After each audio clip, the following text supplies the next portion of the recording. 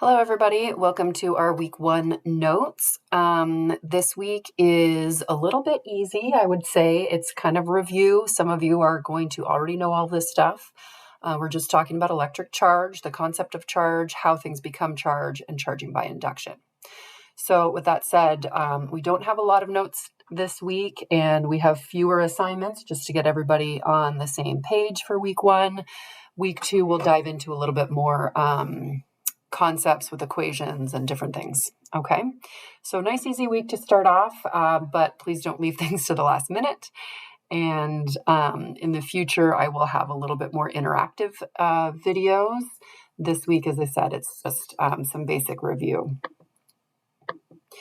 So for electric charges, hopefully you have taken some sort of a chemistry or science course where you have learned about protons, neutrons, and electrons.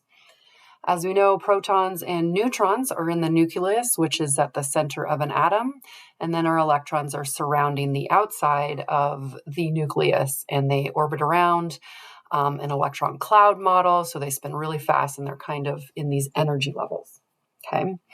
Now, that's where we do get some crossover in chemistry. However, we're going to look at what happens when there is an odd number or not a neutral number of protons and electrons.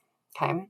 Although all of these particles are very important to the overall makeup of the atom and the chemistry of it, we're going to be focusing on the electrons that are going to be moving from one object to another and looking at that imbalance of charge. So charge is a fundamental quality. It's similar to mass. Okay, we know mass is the amount of stuff an object is made up of, and it's measured in kilograms. Well, beyond that, it gets a little theoretical. Okay, so charge is the same way. We have decided that charges can be positive or negative, and positives are going to repel each other but attract the negatives. So for our SI units, we have a unit of a coulomb. Many of our units this semester are going to be named after scientists. Anytime a unit is named after a scientist, it is always capitalized. So capital C for coulombs, and our symbol is a lowercase q. Okay. A coulomb is a very large amount, so if you get shocked by 1 coulomb, that is not going to be very good. The bottom here, it says a lightning bolt is around 10 to 20 coulombs. Okay, so we're going to be dealing with very small, like nanocoulombs or microcoulombs usually. Next week, when we get into our equations, I'm going to suggest you keep an ongoing list of variables with their units as well as an equation sheet. Your equation sheet will be a review assignment at the end of the semester, so it'll be easier to kind of make that as you go. But that'll be next week. All right, so in terms of particle charges, electrons are going to be negative and protons are positive.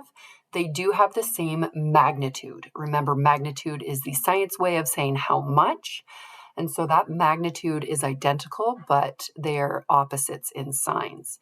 So we have 1.6 times 10 to the negative 19 coulombs for a proton and negative 1.6 times 10 to the negative 19 coulombs for an electron. These two numbers are going to be part of your constants that you should know. So you should write this number down. Just like I said, having a list of variables and a list of equations, you should also have a list of constants. So in a question, like an expert TA next week, you're going to be calculating forces between charges. And if it says we have 2 protons, you know the charge of 1 proton is 1.6 times 10 to the negative 19, so you can multiply that by 2. So have that handy. All right. As we already mentioned, the law of charges, like charges repel, unlike charges attract. This is just a relative size difference. So you can see that the mass of a proton versus the mass of an electron, we have 10 to the negative 27 kilograms versus 10 to the negative 31. That is a huge difference. And the reason that this is an important piece of information is because I'm going to repeat this a lot, but it's the electrons that are going to shift. The electrons are going to go from one object to another. So if you charge something, it's the electrons moving, never the protons. Okay, you should have learned that in chemistry if you took chemistry, particularly ionic bonding. It's always that gain or losing of electrons. And again, if you lose electrons, you become more positive. If you gain electrons, you're more negative. So these protons and neutrons at the center of the atom in that nucleus are held together by a strong nuclear force. So those are very difficult to separate. That's like nuclear physics type separation stuff.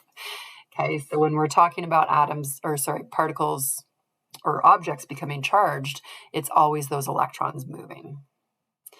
And again, as I mentioned, ionic bonding, we know that it's those outer shell electrons that can be transferred. In physics, we're not going to get that particular about it in terms of those valence electrons. We're just going to look at a generality of who's giving up electrons and who's gaining, whether you're positive or negative.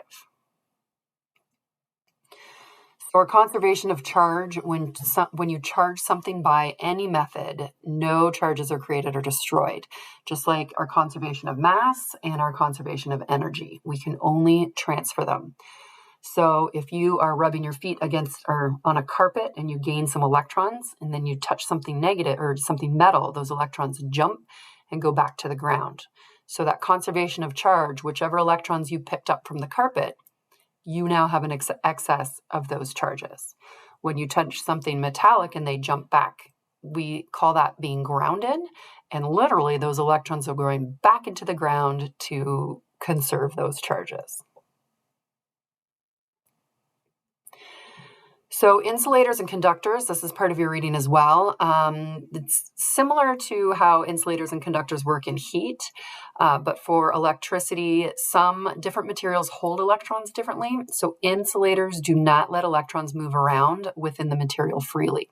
That's why every cord that we have is usually wrapped in plastic.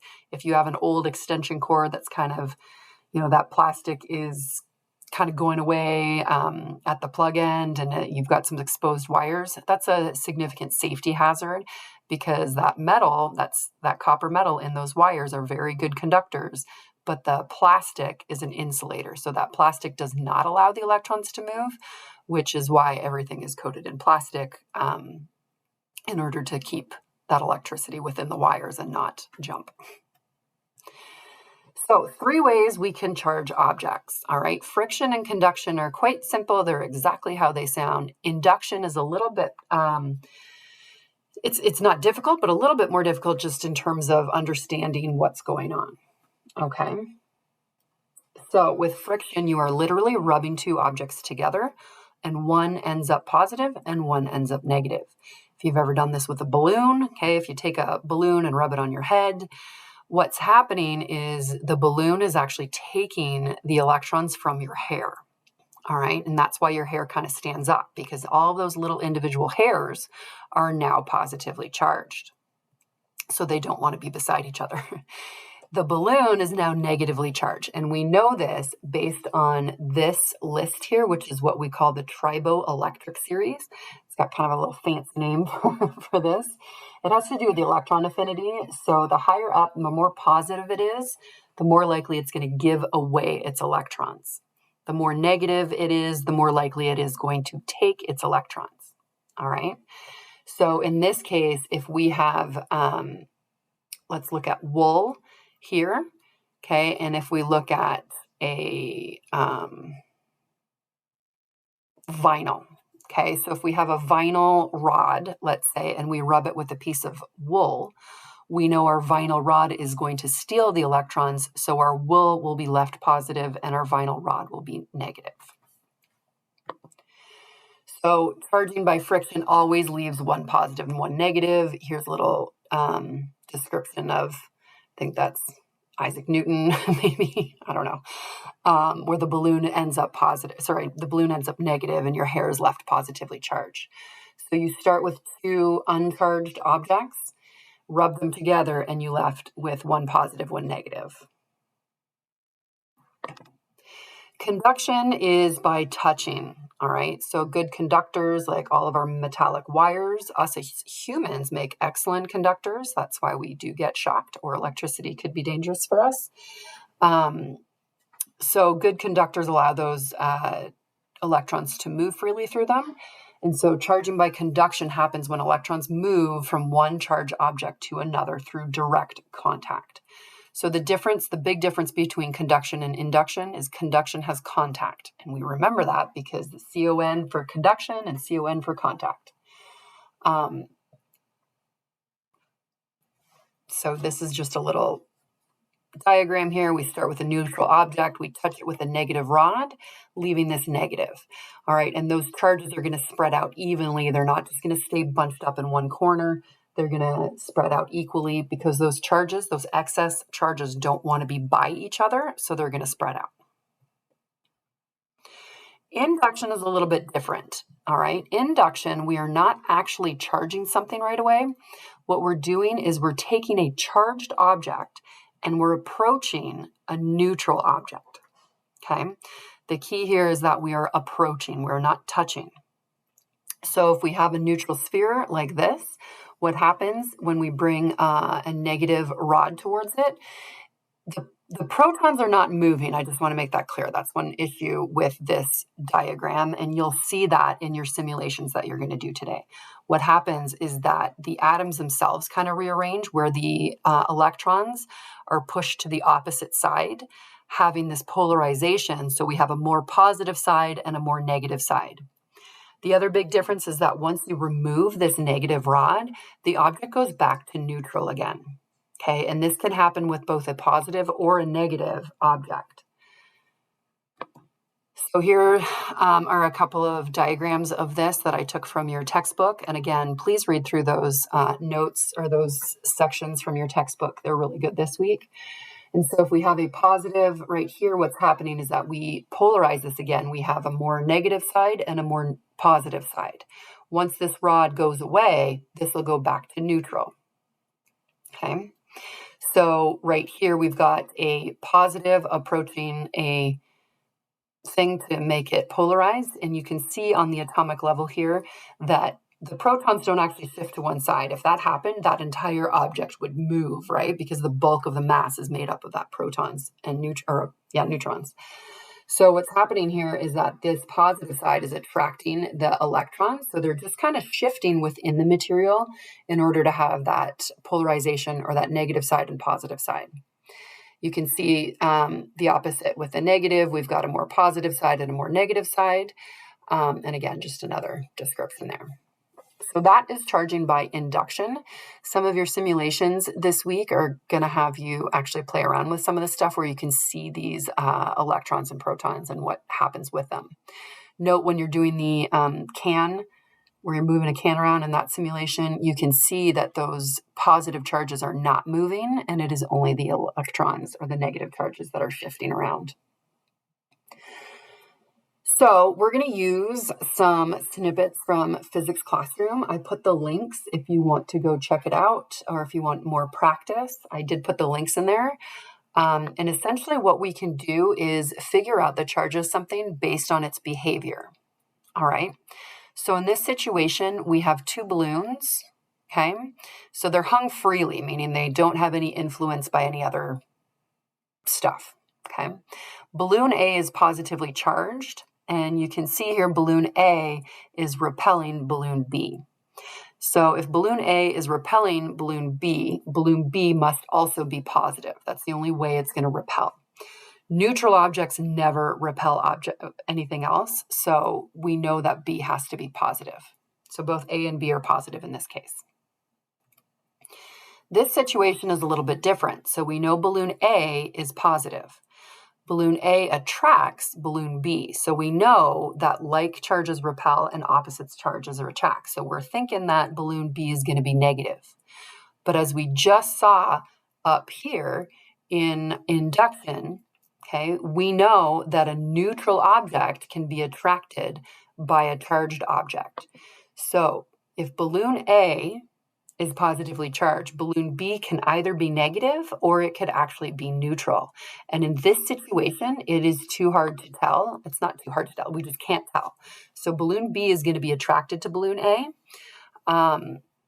So balloon A can either be negative or it can be neutral. But there's no other way to tell here. We would have to look at balloon B's interaction with other objects to tell whether or not it has a charge or if it's neutral. So Here we go. Same situation, except for this time we see that balloon B is actually attracting neutral paper bits, and we know they're neutral because it tells us they're neutral. So if balloon B is attracting neutral paper bits, that means balloon B has to be charged. It can't be neutral. Neutral objects don't attract other neutral objects. So in this situation, if balloon A is positive, balloon B must be negative.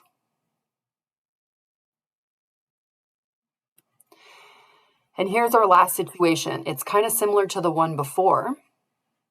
All right, because we have, except for this time, balloon A is negative.